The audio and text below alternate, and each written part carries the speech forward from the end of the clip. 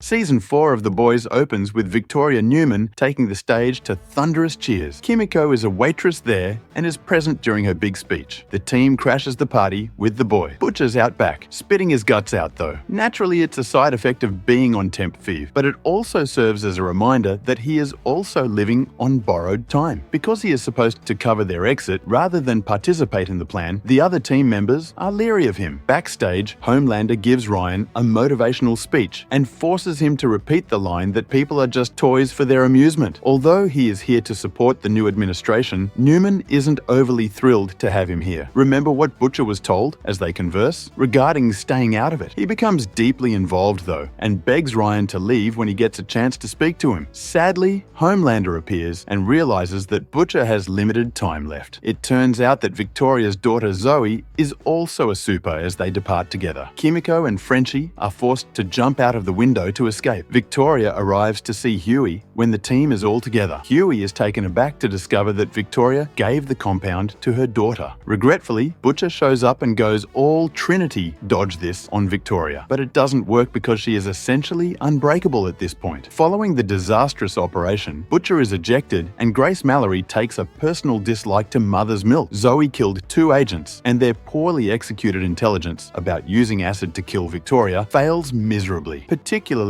when Huey hits her with the vial and it has no effect. Butcher runs into Kessler, an old friend, who offers him some words of encouragement, particularly since they're getting closer to the death camps that Soup set up in order to round up and kill humans. However, Homelander is tired of seeing yes men all around him, and the 7 need new members for the time being. The issue is that, given his power, they are unable to firmly refuse him. Consequently, he chooses to visit Sister Sage, the world's most intelligent person and one of the suggested Soups. Sage recognizes that Homelander is going through an existential crisis when he shows up, but she more than holds her own against him. Homelander is stunned, but Sage is prepared and acts as a kind of counselor to him as he spills his guts and scoffs at how meaningless it all is. She essentially likens him to Caesar because she thinks he should be encouraging the people to fight among themselves so that a hero can intervene and save them rather than Nazising everything. Homelander wants her to be a member of the 7 as a result. Speaking of not giving up, Huey won't give in and lets Butcher go. Despite being on the periphery, he remains a member of the team. That evening, Butcher meets with Victoria late at night in an attempt to agree. Huey's information about the Red River Group home is what Newman wants in return for stopping Homelander and cooperating with Butcher. The two reach a shaky understanding. When Huey arrives at the hospital, his father is there and has been admitted. Particularly after not returning his call earlier in the episode, he's a bit of a mess. While Mother's Milk and the others resolve to find and follow Todd, Huey is overcome with guilt. Todd walks straight into a terrible situation as they gather information. Homelander appears next to Sage and the 7 are present. Homelander wants the 7 to kill Todd and the other die-hard fans with bats in hand. They carry out this exact action as Mother's Milk, Frenchie, and Kimiko observe Homelander depart in preparation for his trial. Sage is also present outside the courthouse, wearing Starlight's colors as Homelander is surprisingly acquitted. She stirs things up right away, hurling coffee and yelling that someone is a fascist, which sparks a riot. Given that Homelander and Annie wind up squarely in the center of it all, this is all part of her plan. To make Annie and company appear to be the aggressors, Homelander has A-Train plant the dead bodies of the ardent fans right in the middle of this. They failed to consider the fact that MM took pictures of Sage outside the warehouse. Towards the end of the episode, Butcher finds himself in his apartment and meets Becca, who gives him advice on how to be the man she married. That also entails not negotiating with Victoria. He attaches an explicit photo of his ass instead of sending her the files.